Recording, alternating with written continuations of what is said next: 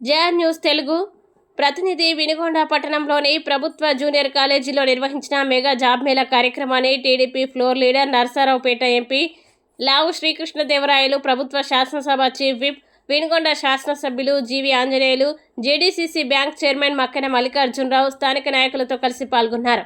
యువతకి ఉపాధి కల్పించడమే లక్ష్యంగా ఈరోజు 30 కంపెనీలు రాగా 2000 మంది ఇంటర్వ్యూలకి హాజరయ్యారు. ఈ సందర్భంగా ఉద్యోగానికి ఎంపికైన కొందరికి ఆఫర్ లెటర్లు అందించాము. రాష్ట్రానికి కొత్త కంపెనీలని తీసుకువచ్చి యువతకి ఉపాధి కల్పించాలని కూటమి ప్రభుత్వం ఎంతగానో కృషి చేస్తోంది. ప్రస్తుతం యువత తమ మైండ్ సెట్ని మార్చుకోవాల్సి ఉంది. అందరూ ఏసీ కింద కూర్చొని కంప్యూటర్ ముందు జాబ్ చేయాలన్న ఆలోచనలనే ఉంటున్నారు. వచ్చే చిన్న జాబ్ అయినా నిర్వహిస్తే అనుభవం వస్తుంది. యువత గుర్తుపెట్టుకోవాల్సింది ఏంటంటే, జీవితంలో ఎవరికి వారే హీరో. గొప్పగా ఊహించుకొని ఉత్తమ లక్ష్యాలతో ముందుకు సాగాలి. అలాగే నాంది ఫౌండేషన్ ద్వారా ఉద్యోగ కల్పనకి కృషి చేస్తానని చెప్పడం జరిగింది.